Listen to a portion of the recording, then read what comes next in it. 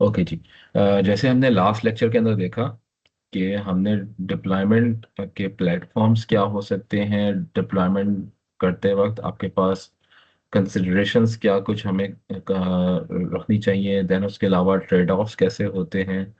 तो last lecture के अंदर हमने ज़्यादातर जो चीज़ें कवर की थी that is related to the deployment and the deployment consideration regarding the platform, regarding the use case of the your application। आज के लेक्चर के अंदर जो हम चीज़ें देखेंगे वो ये होगी कि आपके पास लेट्स सपोज हमारे पास एज डिवाइसेस क्या होती हैं, एज कंप्यूटिंग कैसे काम करती है, और उधर फिर हमारे पास कंटेनराइजेशन कैसे हेल्प की जाती है। बिकॉज हमारे पास देखें लास्ट लेक्चर में देखा कि लेटेंसी और bandwidth these are one of the challenges जो कि आपके पास क्लाउड कंप्यूटिंग को फेस करने पड़ते हैं फॉर डिप्लॉयमेंट। और आपके पास इनको हम लोग कंसिडर करते हैं दो चैलेंजेस को फॉर अगर आपके पास क्लाउड इंफ्रास्ट्रक्चर के ऊपर अपने एप्लीकेशन को डिप्लॉय करना हो। तो हमारे पास एज कंप्यूटिंग क्या है।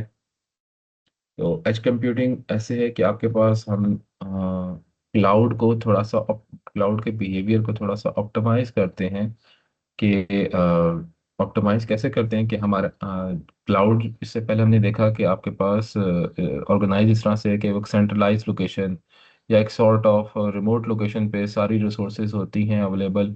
यूज़र ने जो चीज़ रिक्वेस्ट कर दी है उसको उस पूल में से वो रिसोर्सेज मिल जाएंगी। क्योंकि क्लाउड इंफ्रास्ट्रक्चर थोड़ा सा यूज़र से दूर होता है तो दैट्स वाई उसको लेटेंसी और बैंडविड्थ के इश्यूज फेस करने पड़ते हैं। तो the idea behind edge computing is why not we move the compute resources close to the user which is the source of the data। तो that's why आपके पास जो लेटेंसी और बैंडविड्थ, लेटेंसी काफ़ी हद तक रिड्यूस हो जाएगी और बैंडविड्थ काफ़ी कह सकते हैं बैंडविड्थ की कंजम्पशन भी काफ़ी हद तक मिनिमाइज हो जाएगी। सो इस सूरत में हमारे पास हम यूज़र के करीब विसिनिटी के अंदर एक सॉर्ट ऑफ उसको सर्विसेज प्रोवाइड कर सकेंगे, और जो यूज़र की जो भी रिक्वेस्ट होंगी वो उसकी विसिनिटी के अंदर ही उनका रिस्पॉन्स मिल जाएगा यूज़र को। सो एज किस तरह से ऑर्गेनाइज्ड है अगर देखें तो हमारे पास हमारे ये वो क्लाउड का कह लें कि एक सेंट्रल लोकेशन थी जहाँ पे क्लाउड की एप्स और रिसोर्सेज वगैरह मौजूद हैं। दीज आर द यूजर, या जो कह लें कि लेट सपोज आपके पास सेंसर्स या कंट्रोलर्स हैं जहां से आप एक्चुअल में इन्वायरमेंट से डाटा को कलेक्ट कर रहे हैं। ठीक है। देन क्या होता था कि आपके पास ये सारा डाटा या जितनी भी रिक्वेस्ट वगैरह होती थी वो आपके पास क्लाउड की रिसोर्सेज के ऊपर क्लाउड के पास जाती थी ये सारी रिक्वेस्ट, जहाँ पे आपके पास एक सॉर्ट ऑफ सेंट्रलाइज प्रोसेसिंग होती थी। देन यहाँ पे ज़्यादातर एप्लीकेशन कॉम्प्लेक्स लर्निंग मॉडल होते हैं, देन उसके अलावा सेंट्रल कंट्रोल होता है। ठीक है। अच्छा, एज डिवाइसेस जो होती हैं वो यूज़र के करीब करीब होती हैं, जैसे आपके पास नेटवर्क स्विचेस हैं या गेटवेज हैं या कह लें कि राउटर्स हैं। इधर अगर आपके पास या इन डिवाइसेस के ऊपर कंप्यूट की पावर को या इन डिवाइसेस के अंदर कंप्यूट की सर्विसेज को अगर इनेबल कर दिया जाए तो इस सूरत में क्या होगा कि आपके पास जो भी यूज़र की रिक्वेस्ट होगी वो उसकी विसिनिटी के अंदर ही सर्व हो जाएगी, बजाय इसके कि क्लाउड तक जाए और फिर वो उसको रिस्पॉन्स दे। सो एज की वजह से आपके पास रियल टाइम डाटा प्रोसेसिंग हो सकेगी और आपके पास रियल टाइम कंट्रोल हो सकेगा, machine to machine directly interact कर सकेंगे। देन उसके अलावा आपके जो सोर्स है, जो डाटा की सोर्स है, वहीं पे डाटा की विजुअलाइजेशन भी इजीली हो सकेगी, और आपके पास आप सॉर्ट ऑफ जो लोकल डाटा है उसमें कैशिंग और फिल्टरिंग करना वो भी आप इजीली हो सकेगा। सो हम ये कह सकते हैं कि आपके पास जो एज कंप्यूटिंग है वो एक सॉर्ट ऑफ ऑप्टिमल बिहेवियर है आपके पास क्लाउड कंप्यूटिंग का, कि जहाँ पे आपके पास यूजर की जो रिक्वेस्ट है बजाय इसके क्लाउड के सेंट्रल लोकेशन पे जाएं, वो यूजर की विसिनिटी के अंदर ही सर्व हो जाती है। तो एज कंप्यूटिंग के बेनिफिट्स की अगर बात करें तो ये आपके पास यूजर को फास्टर रिस्पांस प्रोवाइड करता है, बिकॉज आपके पास जो आपका जो यूजर होता है उसकी विसिनिटी के अंदर ही उसका रिक्वेस्ट हैंडल होती है। दैट्स वाई जो लेटेंसी होती है वो यहाँ पे काफ़ी हद तक कम होती है। देन उसके अलावा कॉस्ट इफेक्टिव सोल्यूशन इस वजह से है कि आपके पास आपको क्लाउड के इंफ्रास्ट्रक्चर के ऊपर सारा कुछ रिसोर्सेज को या आपके वर्क फ्लो को वो ऑफलोड करने की जरूरत नहीं है, आप लोकली उसको प्रोसेस करवा सकते हैं, तो आपके पास कोई रिकरिंग कॉस्ट भी नहीं आती। देन उसके अलावा आपके पास थोड़ा सा सिक्योर इस वजह से कि आपके पास जो डाटा है वो लोकली स्टोर हो रहा होता है, बजाय इसके कि रिमोट लोकेशन पे जाए देन वहाँ पर रेप्लिकेशंस हो। इसके बजाय आपके पास जो जैसे attacks, man in the middle attacks वगैरह हैं या थेफ्ट के डिफरेंट अटैक्स हैं, जब डाटा ट्रांसपोर्ट हो रहा होता है from user location towards the cloud, तो उस दौरान पे जो अटैक्स लॉन्च हो सकते हैं वो काफ़ी हद तक यहाँ पे कम होंगे, बिकॉज आपके पास जो डाटा है वो लोकली स्टोर हो रहा होगा। और आप यहाँ पे कनेक्टिविटी के भी जो इश्यूज हैं वो काफ़ी हद तक ओवरकम हो सकते हैं। एज डिवाइसेस की अगर बात करें, तो एज डिवाइसेस इस तरह की हैं, ये काफ़ी ज़्यादा स्पेशलाइज्ड डिवाइसेस होती हैं, जो कि अगर एमएल के पॉइंट ऑफ व्यू से बात करें, तो हमारे पास कुछ प्रोसेसर्स होते हैं जिनको हम लोग एक्सप्लिसिटली एमएल के टास्क के लिए ही डिज़ाइन करते हैं। एज डिवाइसेस आपके पास यूजली आपके मोबाइल फोन्स वगैरह या आपके जो रेस्पबेरी पाई है, इसको आप कंसिडर कर सकते हो। तो जैसे आपके पास अगर लेट सपोज मोबाइल फोन या रेस्पबेरी पाई है, तो इसके जो प्रोसेसर्स होते हैं, अगर आपकी रिक्वेस्ट इधर ही पाई के ऊपर ही डिप्लॉय आपकी सर्व हो जाए, तो दैट मीन्स कि आपकी जो इन्फ्लुएंस टाइम होगा वो काफ़ी हद तक इम्प्रूव हो जाएगा। लेट सपोज अगर रेस्पबेरी पाई से भी आप इम्प्रूव कर रहे हो, तो जेटसन नैनो को आप यूज़ कर सकते हो, जो कि आपके पास एज डिवाइसेस के ऊपर जीपीयू की कैपेबिलिटी एनेबल कर सकता है।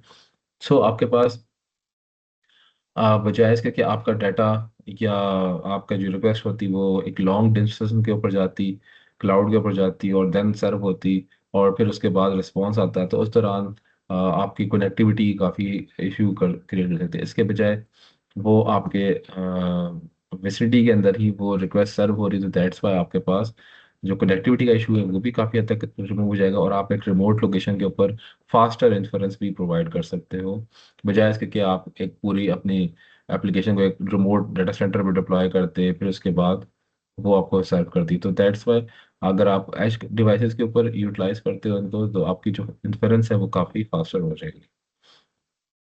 देन अगर डिवाइसेस की बात करें, तो हमारे पास डिफरेंट प्लेटफॉर्म्स हैं जो कि आपके पास हेल्प करते हैं एज डिवाइसेस के ऊपर कंटेनराइजेशन को। जैसे कोरल है, कोरल जो है वो आपके पास एक प्लेटफॉर्म है जो कि ऑन डिवाइस इन्फ्रेंसिंग के अंदर हेल्प करता है for the specifically for the Raspberry price. और ये आपके पास सारे ओएस की इसमें सपोर्ट मौजूद है, और ये आपके पास offline capability of your workflow उसको भी इनेबल करता है। देन इसके अंदर कोरल को अगर आप यूज़ करते हो फॉर कंटेनराइजेशन या for deployment of your workflow on to the edge device, तो उसके लिए आप टेंसरफ्लो लाइट के मॉडल्स यूज़ कर सकते हो। तो दैट्स वाई आपके जो मॉडल की जो लाइट वेटनेस है वो भी यहाँ पे इंश्योर होगी, और आपके जो कंपाइलिंग वगैरह होगी ज़्यादातर टेंसरफ्लो लाइट के मॉडल्स होंगे जो कि एच के टीपीयूज के ऊपर एग्जीक्यूट होंगे। दैट्स वाई जो कोरल का प्लेटफॉर्म है वो काफ़ी कह लें कि ज़्यादा बेटर इन्फ्रेंस प्रोवाइड कर सकता है on to the edge devices.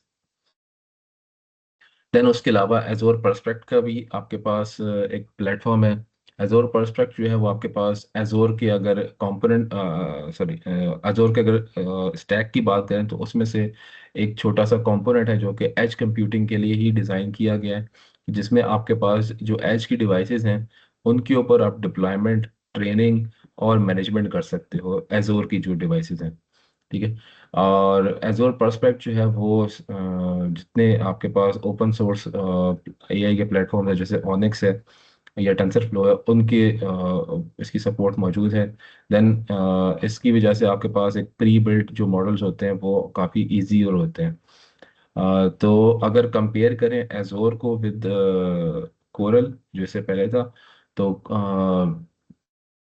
एजोर का जो हार्डवेयर होता है वो थोड़ा सा एक्सपेंसिव होता है एज कम्पेयर टू कोरल की, क्योंकि कोरल जो होता है वो ज़्यादातर आपके पास रेस्पबेरी पाइस को यूज़ करता है। तो जबकि अगर आपने एजोर पर्सपेक्ट को यूज़ करना है, तो इसके लिए फिर आपको एजोर की डिवाइसेस लेनी पड़ेंगी, वो थोड़ा सी एक्सपेंसिव होती हैं। और उसमें आपके पास अगर कोई नई इम्प्रूवमेंट आ रही है उसको थोड़ा सा अगर एजोर के पर्सपेक्ट सॉरी एजोर की डिवाइसेस के अंदर कोई नई इम्प्रूवमेंट आ रही है, तो उसको थोड़ा सा डिफिकल्ट होता है डिसमिनेट करना एज कम्पेयर टू अगर कोरल की प्लेटफॉर्म को यूज़ करें। देन इसके अलावा एक और प्लेटफॉर्म है जो कि यूज़ किया जाता है, that is TensorFlow hub. TensorFlow hub के जो है वो आपके पास थोड़ा सा कोरल से थोड़ा डिफरेंट इस वजह से कि कोरल के लिए आपके पास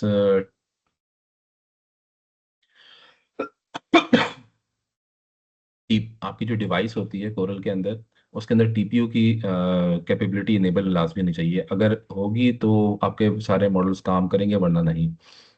तो इसकी वजह से आपके पास कह सकते हो कि चूंकि जो टीपीयू होता है वो आपके पास एक सॉर्ट ऑफ एक सेपरेट इंस्ट्रक्शंस होती हैं स्पेसिफिक टू द डिवाइस और मॉडल, तो उसको कंपाइल करना पड़ता है। तो दैट्स वाई उसके बजाय जो यूज़ किया जाने वाला है कोरल के बजाय, that is TensorFlow hub. TensorFlow hub के अंदर आप क्या करते हो कि सिंपली अपनी जो क्लासिफिकेशंस हैं, उनको क्लासिफिकेशन के एल्गोरिदम है या जो प्री ट्रेन्ड एल्गोरिदम्स हैं उनको टेंसरफ्लो हब के ज़रिए आप फाइंड कर सकते हो। और अपने जो ये जो मॉडल्स वगैरह हैं ये इजीली आपकी उन डिवाइसेस के ऊपर एग्जीक्यूट हो सकते हैं। तो आपको यहाँ पे टीपीयू को इनेबल करने की ज़रूरत नहीं पड़ती अगर आप टीएफ हब को यूज़ कर रहे हो। और ये कि आपके पास ये डिफरेंट फॉर्मेट्स के ऊपर इसकी रिप्रेजेंटेशन उस मॉडल की अवेलेबल होती है। तो अगर आप मॉडल की फॉर्मेटिंग को भी डबल चेक करना चाहते हो और फिर उसको अगर लेट सपोज किसी टीपीयू इनेबल डिवाइस के लिए भी कंपेटेबल बनाना चाहते हो तो वो टीएफ हब के जरिए इजीली हो सकती है। कोरल और टीएफ हब दोनों सिमिलर प्लेटफॉर्म हैं, मगर सिर्फ जो कोरल है, कोरल जो एज है वो that is specific for the TPU devices, जबकि टीएफ हब जो है वो किसी भी एज डिवाइस के लिए इजीली यूज़ किया जा सकता है। तो ये कुछ हमारे पास प्लेटफॉर्म्स है जो कि हमें डिप्लॉयमेंट के वक्त कंसिडर करने पड़ते हैं अगर आप एज कंप्यूटिंग को स्पेसिफिकली यूज़ कर रहे हो for your deployment use case. तो अच्छा, यहाँ तक अगर किसी का कोई सवाल है तो पूछ ले, फिर मैं आपके लिए कुछ एक टास्क छोड़ के जाऊंगा, ये सॉर्ट ऑफ असाइनमेंट आपको मैं दे दूंगा। जी, किसी का क्लास में कोई सवाल है तो पहले पूछ लें।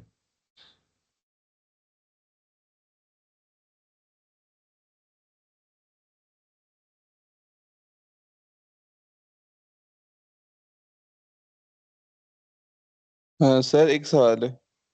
जी जी।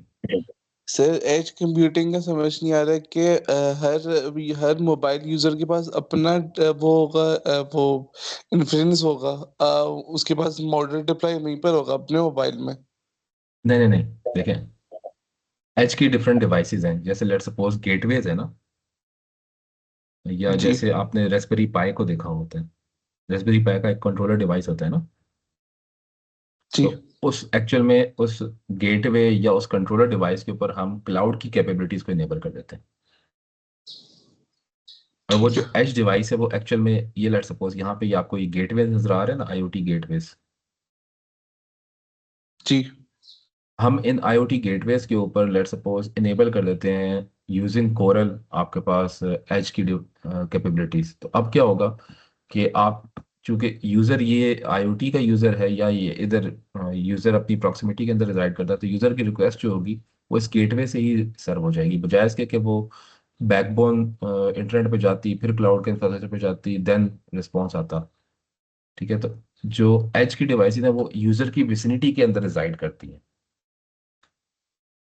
ठीक है। ठीक है, यूजुअली जो एज की डिवाइसेस होती हैं वो आपके पास गेटवेज की फॉर्म के अंदर होती हैं, या सब कंट्रोलर्स की फॉर्म के अंदर होती हैं, या ये नेटवर्क के जो सर्वर्स हो सकते हैं जो कि लोकल राउटर्स, या अगर कह लें कि लोकल अगर आपने सर्वर्स बनाए हुए हैं तो वहां पे आपको यूज कर सकते हैं। तो तो सर, इसका डिसएडवांटेज क्या है? डिसएडवांटेज ये है कि चूंकि ये फुली डिसेंट्रलाइज्ड है तो इसको मैनेज करना थोड़ा सा मुश्किल है, एज को, एज कम्पेयर टू क्लाउड के। ठीक है। ठीक है। दूसरा ये कि इसमें ना एक इशू ये भी आता है कि आपके पास चूंकि ये डिसेंट्रलाइज्ड है, तो यहाँ पे अगर आपने ओवरऑल सिस्टम की अगर सिक्योरिटी की बात करें, तो वो चूंकि फुली डिसेंट्रलाइज है तो यहाँ पे फिर आपको डिसेंट्रलाइज सिक्योरिटी को यूज़ करना पड़ता है, यूजली ब्लॉकचेन को या डिस्ट्रीब्यूटेड लेजर बेस्ड टेक्नोलॉजी को यूज़ करना पड़ता है।